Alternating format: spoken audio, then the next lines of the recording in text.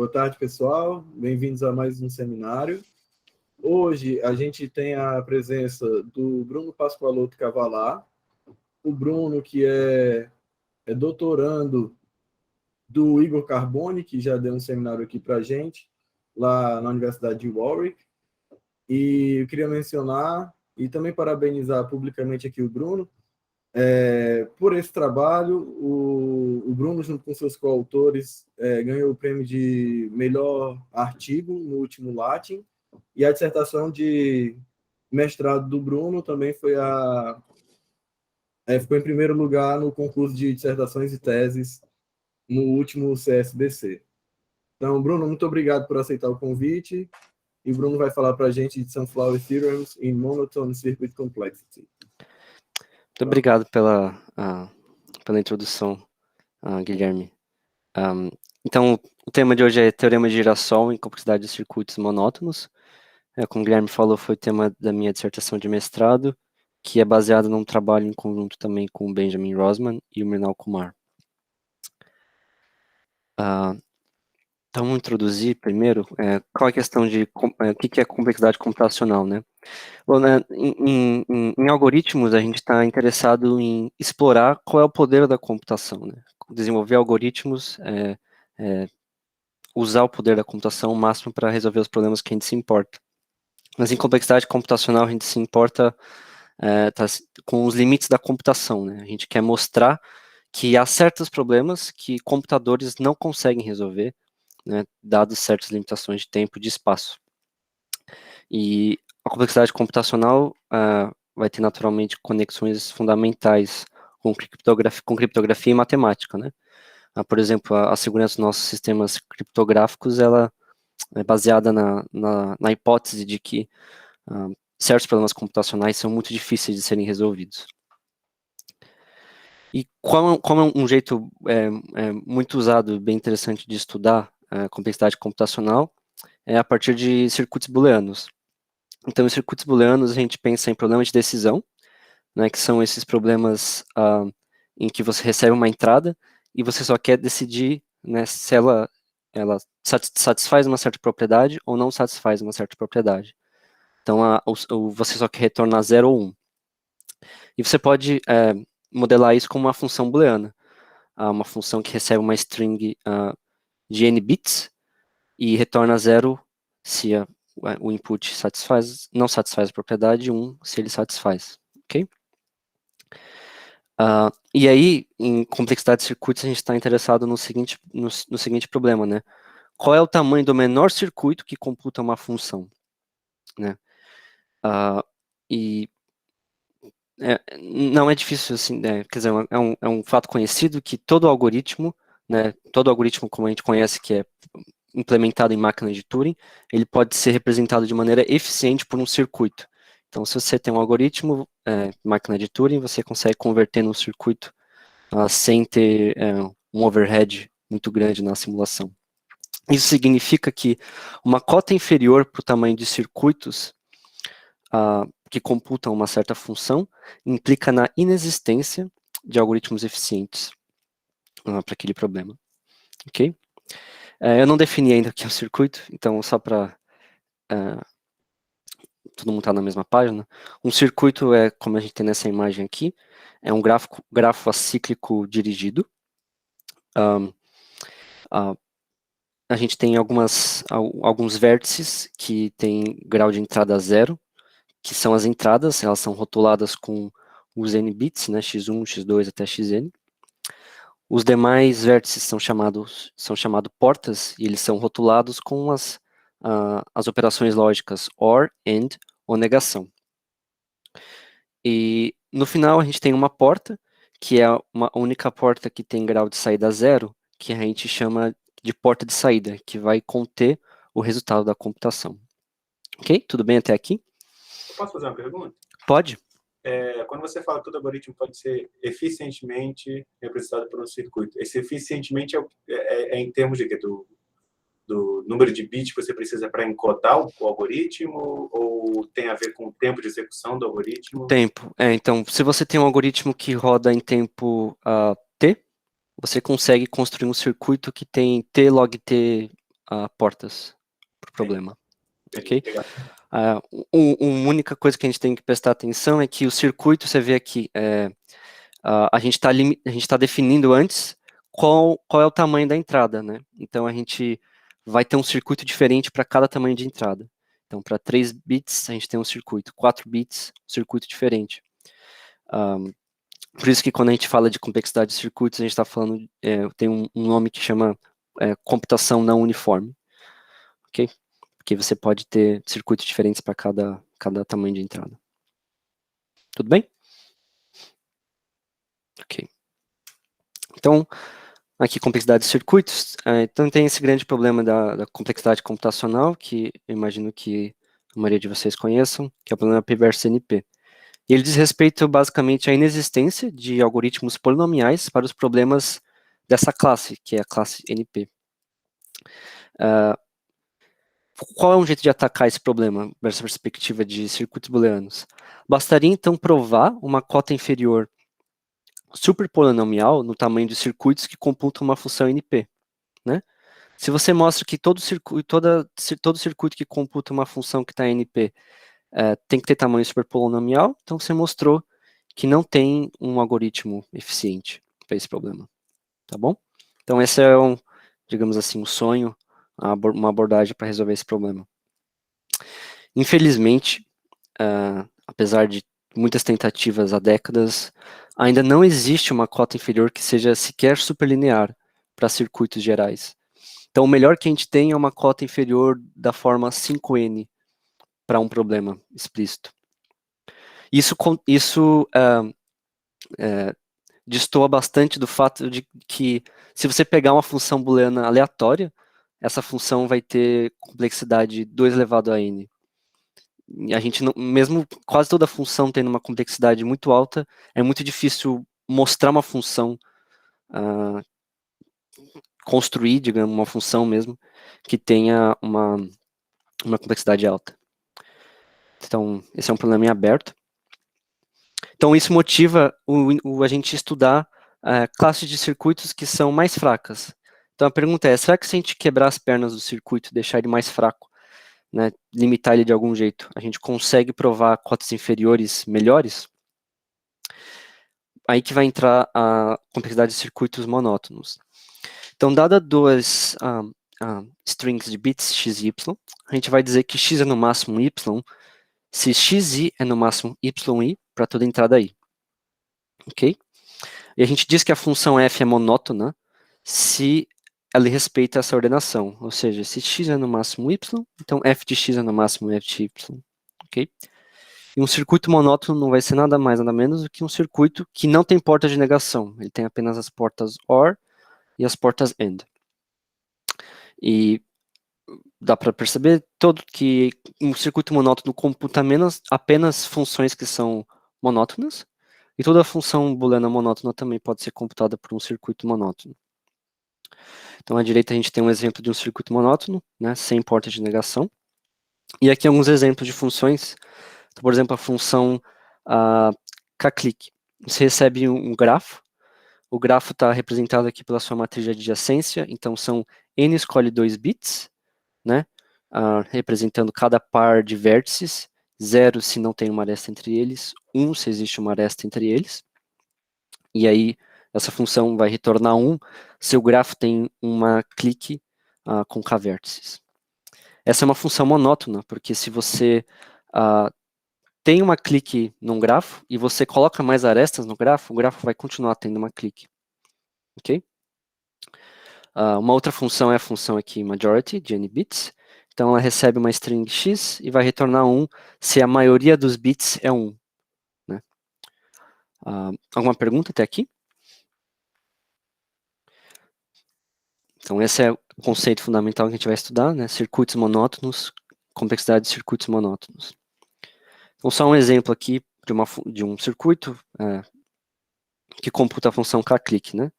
É um circuito de tamanho NAK, basicamente, e basicamente é o circuito força bruta. Você está indo para cada conjunto de k vértices, você checa, será que todos os vértices desse conjunto são mutuamente conectados? ok? Então, quais são as motivações para a gente estudar circuitos monótonos? Bom, além de ser uma classe natural de se considerar, né? Eu não vou entrar em muitos detalhes aqui nessas conexões, mas é uma coisa bem interessante que circuitos monótonos exercem um papel bem central em complexidade de modo geral. Eu vou tentar dar uma pincelada nessas conexões. Então, em complexidade de prova, você tem esse conceito de sistemas de prova, né? Você tem, basicamente, um jeito de você formalizar o que é um raciocínio lógico, né? E você pode ter sistemas de prova que são mais complexos, que têm formas de raciocínio mais complexos, como a teoria dos conjuntos, que é basicamente matemática inteira, e sistemas bem mais fraquinhos, como esses aqui, resolution, cutting planes. E na complexidade de prova, a gente está interessado em mostrar que provas para certos teoremas precisam ser muito grandes em determinados sistemas de prova, ok? E um dos jeitos mais conhecidos para você mostrar cotas inferiores para o tamanho de uma prova que prova um certo teorema é através dessa técnica chamada feasible interpolation, que permite você converter eficientemente uma prova em um circuito monótono. Isso significa que se você tem uma cota inferior para circuitos monótonos, isso vai implicar também numa cota inferior para o tamanho da menor prova do teorema original. Então essa é uma conexão que foi percebida primeiro por Kajcek, em 94. Uma outra conexão é com complexidade de comunicação. Então, esse é um jogo chamado jogo de Kashmir-Wigderson, e é do seguinte modo: você tem uma função monótona f. Alice conhece um valor x que está na pré-imagem de 1 da função, e Bob conhece uma entrada y que está na pré-imagem de 0. Ok? Então, Alice conhece um x e f de x é igual a 1. Bob conhece um y e f de y é igual a 0. E eles querem encontrar uma entrada i tal que xi é maior que yi. Esse i necessariamente existe porque a função é monótona, né? Se esse i não existisse, então a gente teria que x é no máximo y, e portanto f de x é no máximo f de y, o que contradiz o fato de x estar na pré-imagem de 1 e y na pré-imagem de 0. E como eles querem encontrar isso, né? Qual é o problema computacional aqui? A gente supõe que Alice e Bob têm poder computacional infinito, mas eles não têm a informação um do outro, né? E a gente quer minimizar o número de bits que eles têm que trocar um com o outro para eles descobrirem qual é esse i. Né? Um jeito muito óbvio é só a Alice mandar o input dela inteiro para o Bob, aí o Bob faz a computação e dá para a Alice, mas isso a gente quer fazer muito melhor que isso. Aí o que eles provaram é que o protocolo de comunicação ótimo para esse problema, ele é exatamente a profundidade do menor circuito monótono para a função f.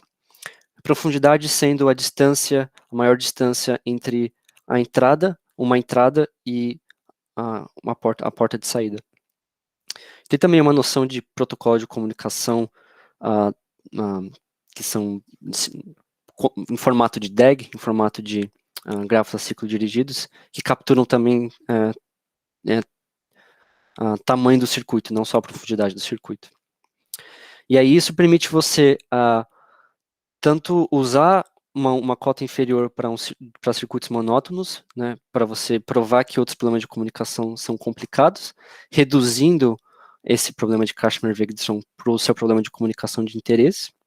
Também, do outro modo, você pega algum problema que você sabe que tem uma complexidade de comunicação alta e reduz, né, para o teu problema para o Kashmir-Wigderson do teu problema monótono, e aí você também acaba mostrando que a função tem complexidade alta. Então isso vai dos dois lados, né? Uma outra conexão bacana é em complexidade de extensão, né? Então, em otimização, às vezes você consegue formular um problema de interesse como um politopo, só que esse politopo tem um número exponencial de desigualdades. E aí você, às vezes, consegue, na verdade, encontrar um politopo numa dimensão maior, cuja projeção dá o seu politopo original, que tem uma projeção que dá o teu politopo original, mas nessa dimensão maior, esse politopo, ele pode ser descrito com poucas desigualdades, então dá para você rodar ali o simplex e encontrar uma solução para o teu problema. Então a pergunta é, qual é o menor número de desigualdades numa formulação estendida do politopo original? Será que dá para você, qualquer politopo que você pega, que é grandão, dá para você fazer uma formulação estendida mais eficiente? Então aqui uma conexão foi encontrada, cotas inferiores para o fecho convexo da pré-imagem de uma função booleana monótona, ela segue também de cotas inferiores para a função.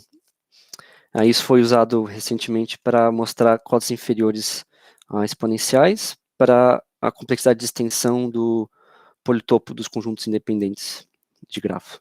Ok? Então essas são umas conexões bacanas que motivam o estudo de complexidade monótona. Ok? As outras questões interessantes de complexidade monótona é que ainda existem muitos mistérios, coisas que a gente não entende. Apesar de ser uma das classes que a gente mais entende, ainda existem mistérios a respeito dela.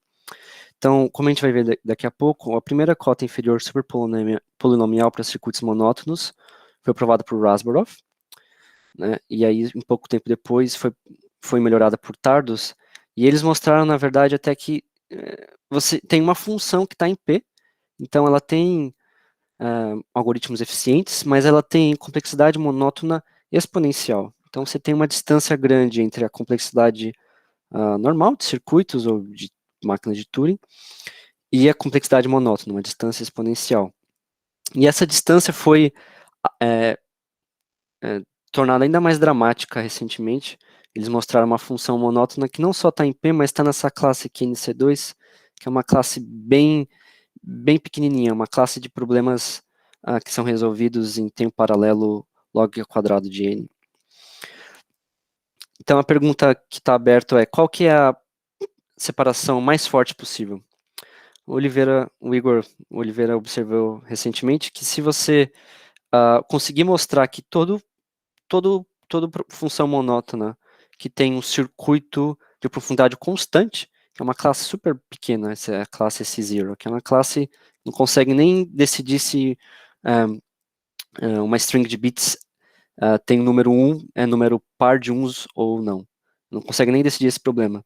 Então, se você consegue mostrar que toda função monótona que está em S0, ela também tem um circuito monótono de tamanho polinomial, você obtém disso uma separação. Mostra que NP é diferente de NC1. NC1 é basicamente fórmulas monótonas, né? São circuitos tais que toda porta tem grau de saída 0, grau de saída 1. Né? São circuitos cuja cara tem uma cara de uma árvore, né? Formato de uma árvore. Então, se você não consegue separar aqui esse zero de circuitos polinomiais, você obtém essa separação aqui. Uma pergunta aqui no chat. Essas funções são explícitas, são todas explícitas. Todas explícitas. Ok? Certo. Aí, a gente também tem equivalências, na verdade. Então, a gente viu que tem essa separação dramática entre complexidade monótona e não monótona, mas a gente também tem equivalências em certos cenários. Então, em distribuições que são chamadas slice, que elas têm um suporte em um único recorte do hipercubo booleano, por exemplo, grafos aleatórios uniformes, em que você amostra uniformemente ao acaso um grafo com m arestas, né? Essa é uma distribuição slice. Nesse tipo de distribuição, a complexidade monótona é igual à complexidade não monótona. Ok? O que a gente sabe? A gente não tem nenhuma cota inferior, obviamente, para distribuições slice, do contrário, a gente teria também cotas para circuitos não monótonos. Mas existem cotas inferiores sobre a distribuição GNP, né, distribuições produtos. Então a pergunta é, será que essa igualdade também vale para distribuições como GNP? será que GNP é tão diferente do GNM do ponto de vista de complexidade monótona? Uma outra equivalência observada pelo Rosman é que se você tem uma propriedade de grafos que é computada de novo por aquela classe AC0 e que é monótona e preservada sobre homomorfismos, então essa propriedade também pode ser computada por circuitos AC0 monótonos, ok? E uma classe uma propriedade é preservada sobre homomorfismos se f de g é igual a 1 e existe um homomorfismo de g para h, então f de h é igual a 1. Então, outro problema em aberto. Será que isso vale para qualquer propriedade monótona ou é só para essas que são preservadas sob homomorfismos? Ok? Uma pergunta até aqui? Tem uma pergunta no chat do Gabriel. Oi. Acho que é sobre o GNM e o GNP. Ele pergunta se refere à distribuição dos inputs. Isto, exatamente. Então vamos voltar aqui. Peraí, equivalência. Exatamente. Exatamente, então a gente está falando que se você está computando a função aí, você só se importa que ela, sei lá, você quer construir um circuito que concorda com a função com probabilidade de 99% numa distribuição GNM. Então a complexidade é a mesma, em monótono e não monótono. No GNP a gente não sabe. Ok?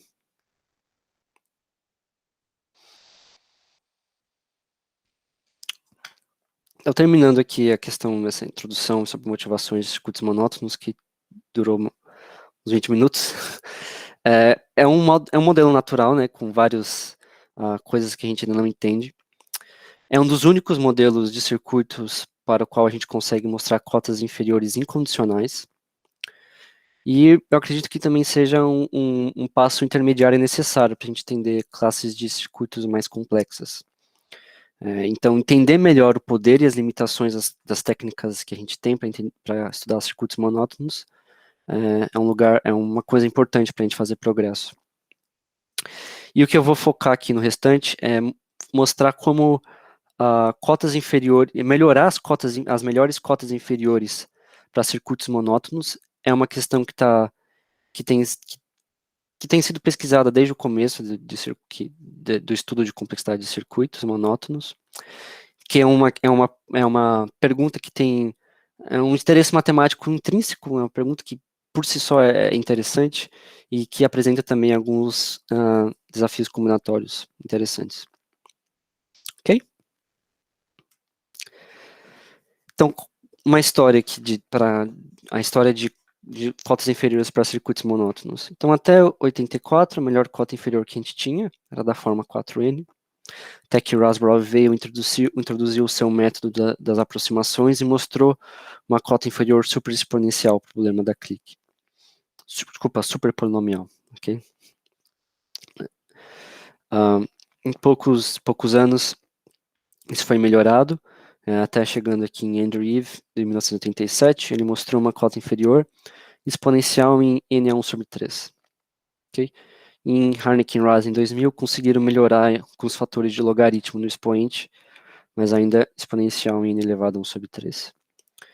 Então, em 2020, a gente provou, então, uma cota inferior exponencial em raiz quadrada de N, basicamente.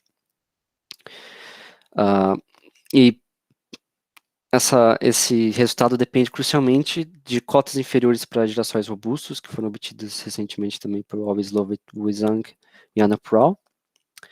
E para mostrar, para motivar, ou melhor, colocar isso em contexto, né, cotas inferiores da forma 2 elevado a ômega de n, que são, a gente chama cotas inferiores verdadeiramente exponenciais ou fortemente exponenciais, foram obtidas para fórmulas monótonas, né, apenas recentemente.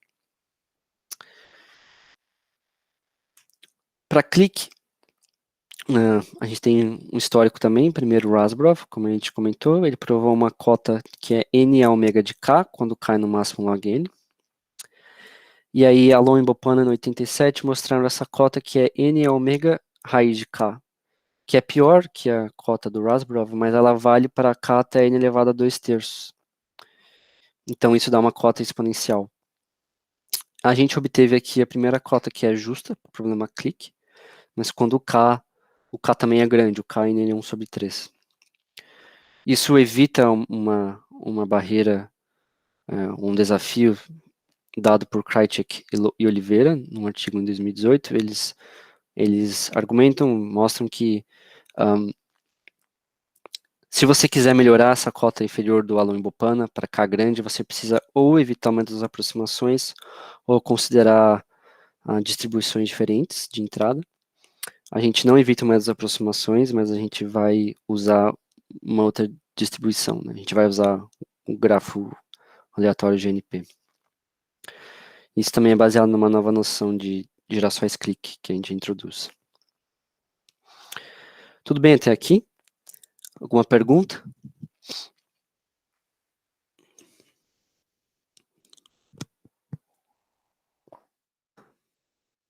Então eu vou falar um pouco sobre como é que funciona esse método das aproximações e onde que gerações entram na história. Então, como é o método das aproximações do Rasburov?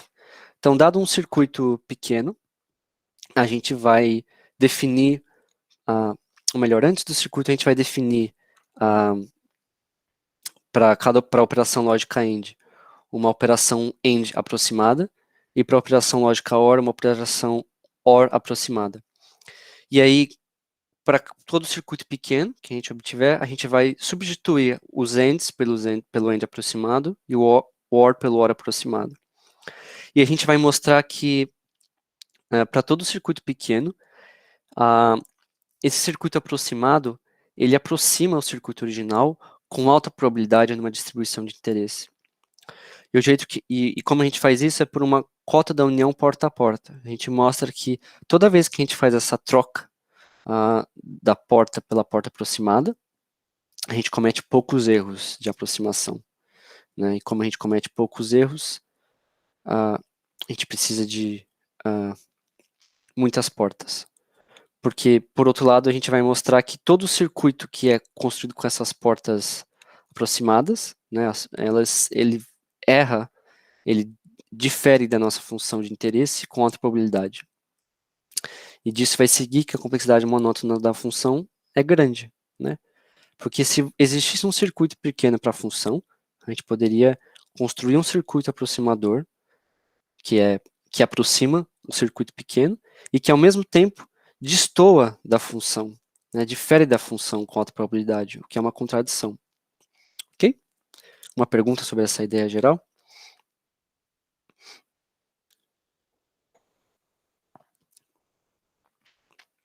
Acho que a pergunta que fica, então, é como a gente vai construir esses aproximadores, né? A ideia, então, é aproximar cada porta por uma DNF de largura W e com no máximo M termos. Então, o que é uma DNF? Uma DNF, a gente pode pensar que a gente tem uma família de conjuntos, F caligráfico, né? E aí, a DNF da família F aceita um conjunto X se somente se existe um conjunto na família que está contido em X. Equivalentemente, a gente tem aqui que a DNF é uma disjunção de conjunções. É um OR sobre todo o conjunto da família e um AND sobre a função indicadora de cada um dos elementos do conjunto. Né? Que essa função indicadora aceita um conjunto X se o X contém o gama aqui. E aqui a gente está, na verdade, identificando o conjunto X com o seu vetor característico. Né? Então, a gente está pensando em strings booleanas, strings de bits, como conjuntos. Ok? Quando a gente tem uma DNF definida com respeito a uma família de conjuntos F caligráfico, o número de termos é o tamanho da família. A largura da DNF é o tamanho máximo de um conjunto na família. Então, quando a gente diz que a gente quer aproximar por DNF de largura W com no máximo M termos, a gente está dizendo que a gente quer aproximar com uma DNF com uma família de conjuntos com no máximo m conjuntos e em que todos os conjuntos têm tamanho no máximo W. Então, um exemplo. Então, a gente tem aqui F caligráfico, tem 3 conjuntos, conjunto 1, 2, conjunto 2, 3 e o conjunto 4. A DNF é x1 e x2, ou x2 e x3, ou x4. A largura é 2, porque todo conjunto tem no máximo tamanho 2. E o tamanho da DNF é 3, porque tem 3 conjuntos. Tudo bem? Essa definição?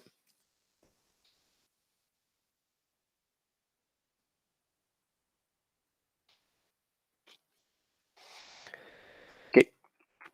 Então, vai fazer, então, aproximação de baixo para cima. Primeiro, a gente observa que cada entrada, em si mesma, ela é uma DNF, né? Então, a função indicadora x-gama, ela é uma DNF, cuja família tem só um conjunto, e esse conjunto é o conjunto que tem só o gama, né? E aí a gente vai definir, então, os ORs aproximados de tal modo que quando você recebe duas DNFs, ele vai gerar uma nova DNF que aproxima o OR da DNF e aproxima o AND da DNF, dependendo de qual porta você está mexendo. Ok? Então, como a gente vai definir essas portas aproximadas? Vamos primeiro, então, só resumindo, né? A gente primeiro substitui cada input, cada entrada, por uma DNF. Então, essa aproximação aqui, na verdade, não custou nada para a gente. Aí agora a gente vai de baixo para cima, construindo DNFs para cada uma das portas. Então, o que é o união aproximada? Então, a gente toma a união das DNFs, tá? A gente tem uma DNF de m termos no começo, agora a gente tem uma DNF de, no máximo, 2 m termos, tá? Você uniu as duas famílias.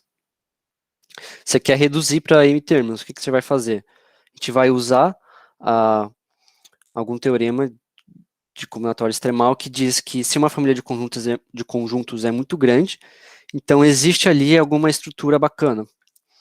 A gente vai fazer, então, o procedimento do arrancamento, a gente vai arrancar ali essa estrutura, usando ali as propriedades dela, para dizer que quando a gente arranca ela, a gente introduz muito poucos erros de aproximação. Isso aqui, essa estrutura aqui combinatória, que vai ser a estrutura dos girassóis, que eu vou introduzir daqui a pouco, é o gargalo combinatório dessa técnica. Okay. O AND aproximado, como é que é, né? Você vai... Primeiro a gente toma a conjunção. Então toma o AND dos dois DNFs. A largura agora vai ser no máximo 2W, porque pensa que você tem duas somas, e as somas são duas somas de produtos, né? E os produtos são, cada um deles tem W fatores. Quando você faz o produto dessas duas somas, você aplica a lei distributiva, agora você vai ter uma soma de produtos com 2W fatores. Então a largura está grande demais. O que a gente vai fazer? A gente vai fazer o procedimento da poda. A gente só vai arrancar, vai só tirar esses termos que são muito largos. E aí a gente vai usar uma propriedade da própria função que a gente vai ter. Se a nossa função tiver essa propriedade, entre aspas, de ser bem dispersa, isso significa que a pré-imagem da função tem poucas chances de ser aceita por termos muito largos. Ou seja, a função é muito dispersa, os zooms da função estão muito espalhados. Então tem chance muito pequena de, quando você tirou esses termos grandes, de você perder algum cara que você aceitava e agora você não vai mais aceitar. Entendeu? Então, se a função tem essa propriedade de ser bem dispersa, automaticamente a gente obtém poucos erros nessa aproximação. Tudo bem? Essa visão geral, assim, foi elucidativa? Ok. Então, vamos ver aqui os girassóis, né? Alguns de vocês já conhecem o conceito de girassóis. O girassol é basicamente uma família de conjuntos, tal que existe, então, esse core aqui, né, existe um conjunto, tal que todas as famílias desse conjunto se intersectam nele, mas são disjuntas fora dele. Acho que a definição aqui... Isso, exatamente, né? Então, qualquer dois pares de conjunto, a interseção deles é exatamente a interseção comum de todos eles. Fora dessa interseção comum, eles são todos 2 a 2 disjuntos. Ok? Então,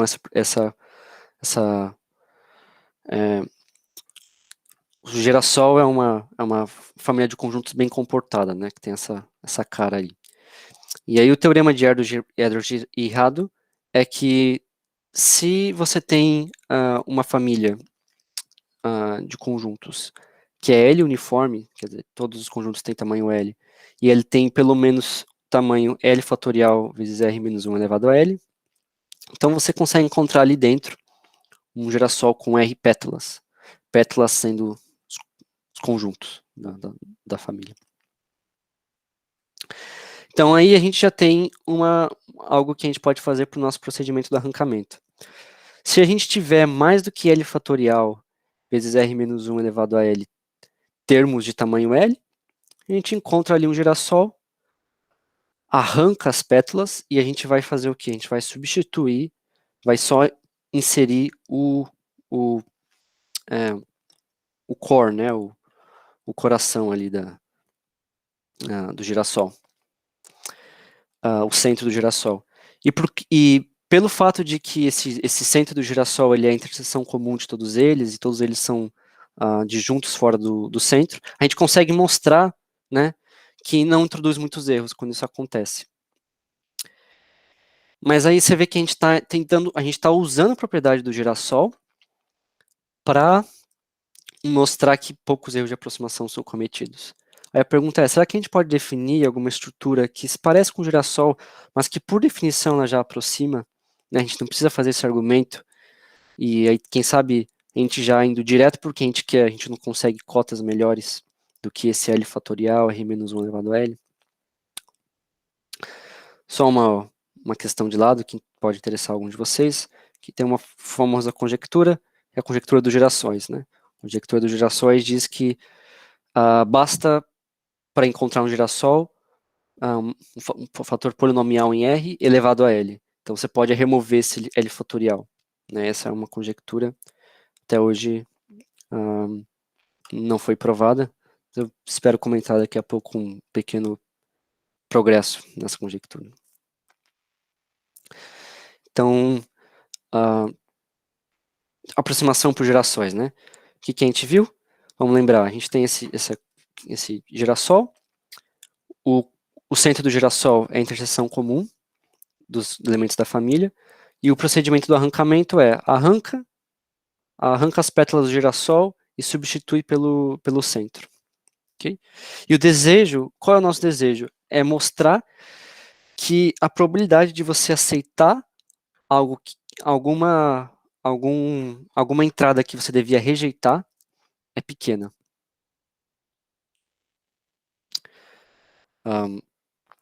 Por que isso, né? Você removeu, né? Você removeu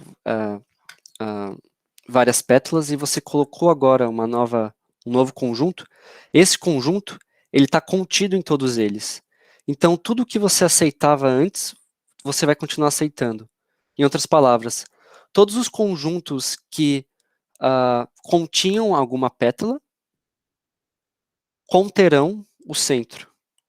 Então, você vai estar aceitando mais coisas depois de você fazer o procedimento do arrancamento.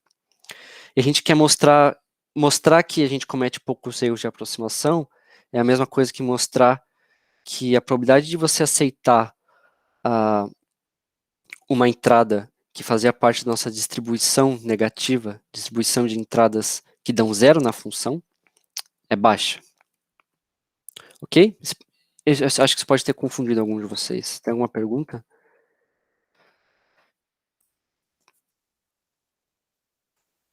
Okay? Então, poucos erros introduzidos pelo procedimento de arrancamento. Tudo isso que eu falei com a minha boca quer dizer o seguinte.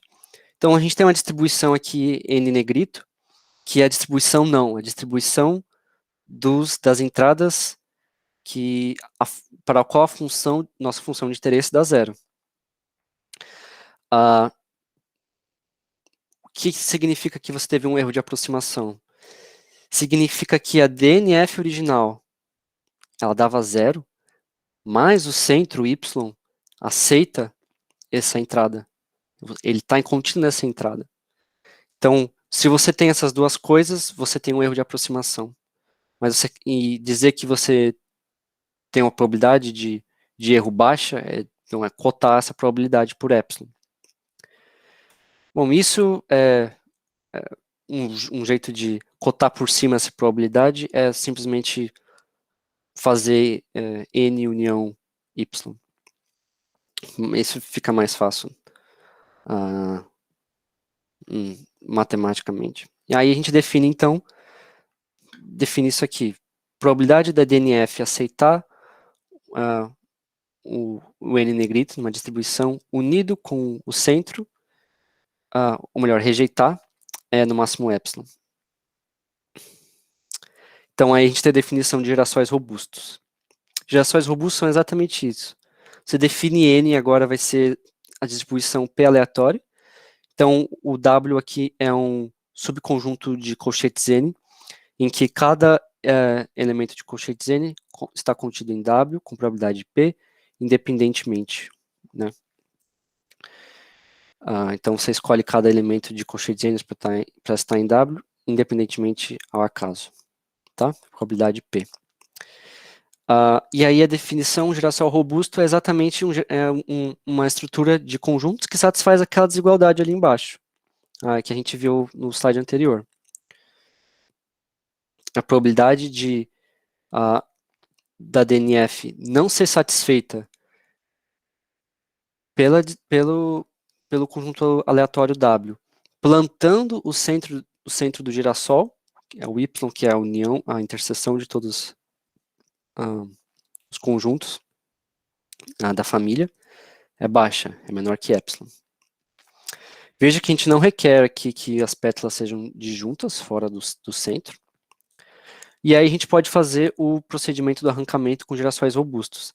Em vez de a gente encontrar um girassol, a gente só encontra um girassol robusto, e automaticamente, porque ele satisfaz essa desigualdade, a gente sabe que a proporção ou melhor, a probabilidade de erro vai ser no máximo epsilon. Né? Isso, o girassol robusto permite, então, a gente fazer aproximações quando a distribuição negativa é P enviesada, tais como grafos aleatórios Erdős-Rényi, ou um subconjunto escolhido uniformemente ao acaso dentro de colchetes N. Uma pergunta?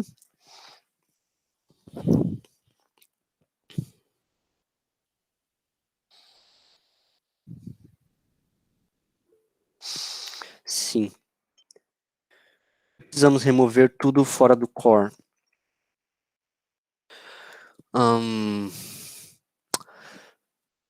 Na verdade, você vai estar fazendo isso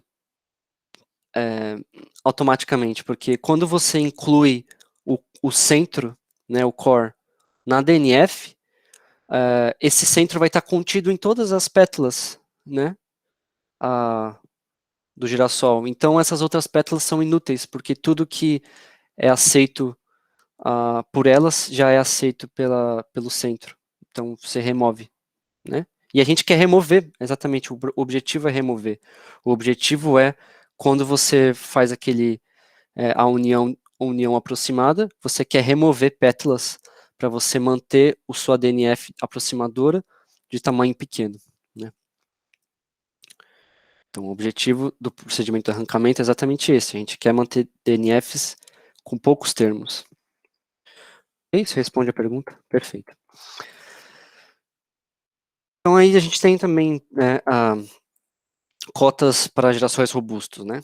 Então, vamos supor aqui de novo que F caligráfico é uma família de conjuntos L uniforme. Aí, esse resultado aqui do Rosman foi a primeira cota para girassóis robustos. E aí ela foi melhorada por Always Lovett Wenzang. Você vê que o principal aqui, é que esse L elevado a L foi embora, né? Só virou log L aqui. Bom, e esses teoremas aqui de girassóis robustos, eles têm, desde que foram introduzidos, muitas aplicações em complexidade e em combinatória, né? Então, na conjectura do girassol, a especificação de DNFs, teoremas de Lifting em complexidade de comunicação, construção de estrutura de aleatoriedade, outras construções combinatórias. Por falta de tempo, eu não vou falar muito sobre a conjectura de girassol, mas o que o Always Lovett Wenzang provaram também é que esse resultado deles é justo, é o melhor que você pode fazer quando N é ômega de L log L. Ou seja, quando L é no máximo N sobre log N, isso é o melhor que dá para girassóis robustos. E essa cota é crucial para nossa... essa cota de girassóis robustos é crucial para nossa cota inferior exponencial em raiz de N. Porque ela permite, então, a gente aproximar com DNFs de tamanho menor. Bom, aqui é 8h50, então vou passar aqui brevemente sobre os meus comentários técnicos finais. Só uma perguntinha. Fale. Você pode voltar um slide, por favor? Posso. Então, uma coisa que sempre me surpreendeu naquele teorema do girassol que para mim é nada intuitivo, é que não depende do tamanho do ground set, né? Não depende, realmente não depende. Aí aparece esse termo B. Esse termo B também é independente do... Sim, é uma constante universal. Tá. Então também mantém essa propriedade, né? De não depender. Mantém. Isso, na verdade, é uma coisa que agora eu vou depois falar aqui na frente, mas talvez cotas que dependam, né, do ground set de algum jeito pode ser interessante para cotas inferiores melhores, para circuitos monótonos. Quando que é apertado para esse caso. Que não vai estar nesse caso em que a cota deles é justa, né? Quando o L está perto de N.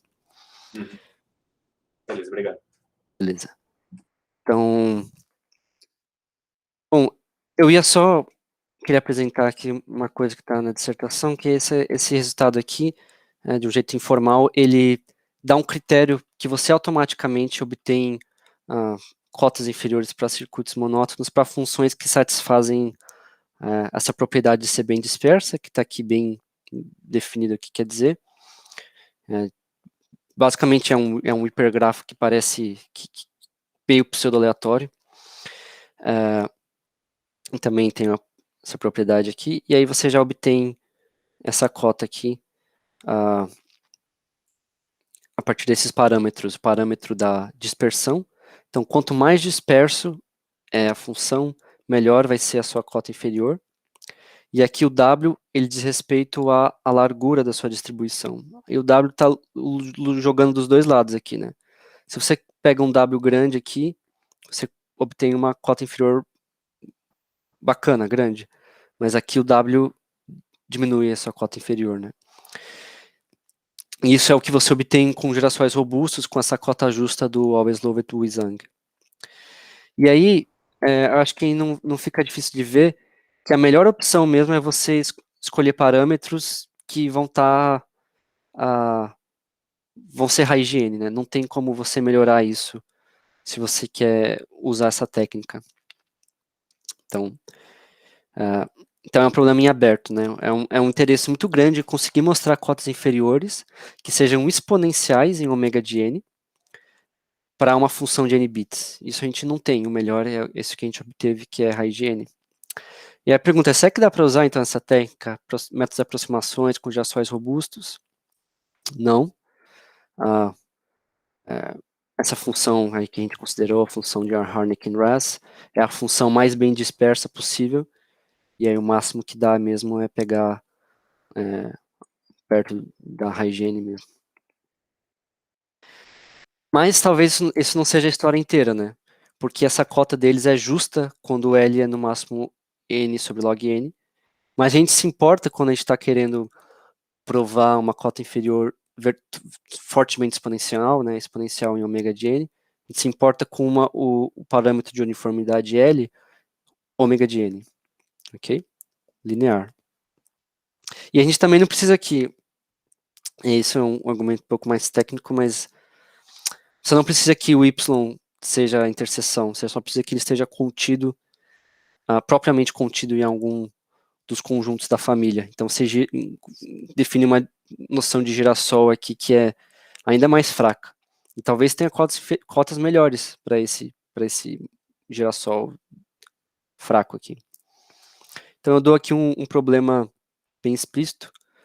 Mostra que se aqui está tendo aqui, ó, se a tua família tem esse tamanho aqui, uma família εn uniforme, e aqui o tamanho depende de n, então ele contém um girassol robusto, quase robusto, na verdade, requer ainda menos, com esses parâmetros.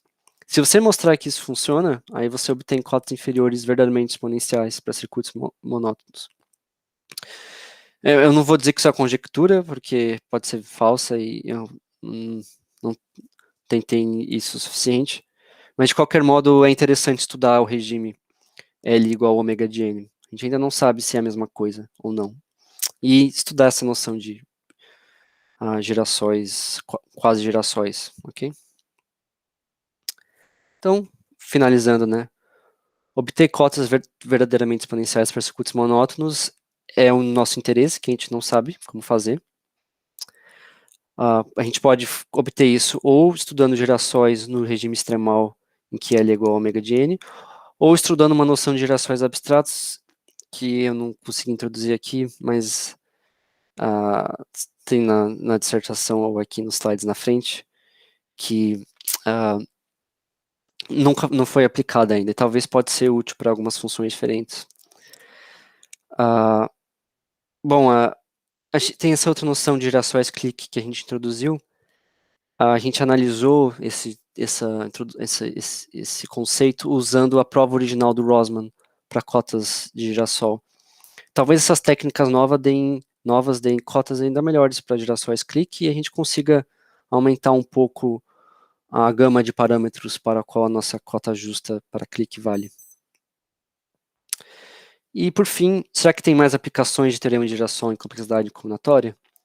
Então, recentemente, tem esse teorema de Lifting melhorados, que foram obtidos com girassóis robustos. Circuitos de profundidade 3 foram analisados usando girassóis de Erdo-Girado há muito tempo já, um resultado até que clássico. Será que com girassóis robustos você consegue algo melhor? E conexões com containers também, né? A prova dos girassóis robustos, ela usa a prova dessa nova cota para girassóis robustos, ela estuda o hipergrafos que tem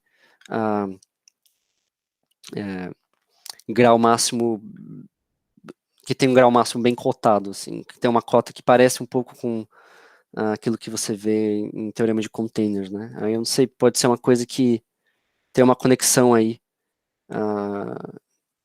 que ainda não foi explorada. É isso, gente. Muito obrigado. Só vou aproveitar e fazer uma divulgação. Quem tiver alunos querendo fazer doutorado aqui, foram abertas as inscrições. Muito obrigado.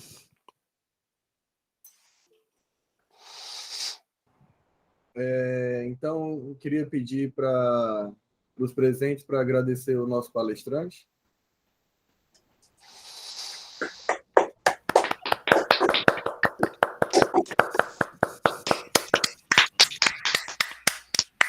Valeu, Bruno. Obrigado. E vamos abrir para as perguntas.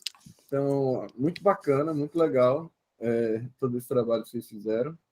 E tem uma pergunta já do Gabriel. Não, ele tem um comentário sobre a pergunta, então, só para tu ler. E aí, quem quiser fazer uma pergunta, pode se manifestar no chat ou pode abrir o áudio ou o vídeo.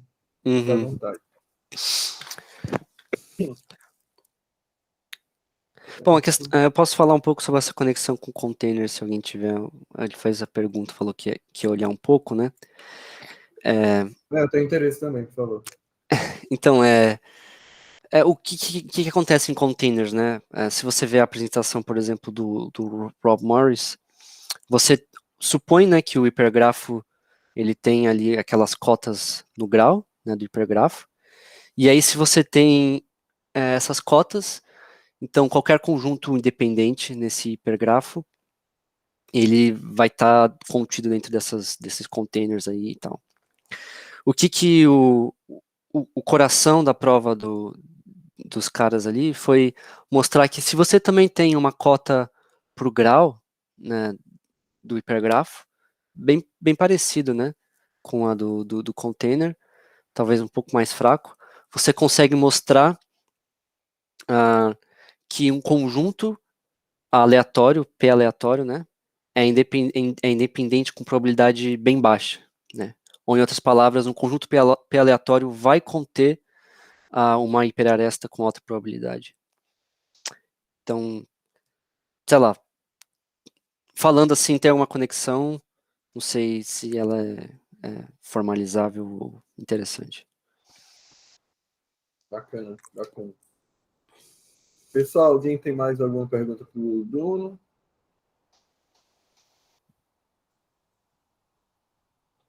Uma pergunta de quem não entendeu tudo totalmente, então pode ser uma pergunta bem besta, mas Não, o caso que que isso. você considera ali no final de que L que N não, L é ômega de N. Se a gente tem que L é ômega de N, então a família ela tem tamanho polinomial em N, né?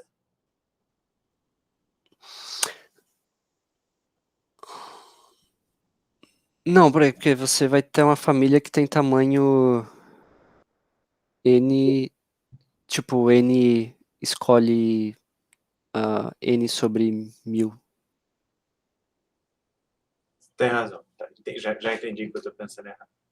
Uhum. Eu estava fazendo N, escolhe N menos 1000 na minha cabeça. Beleza, obrigado. Isso.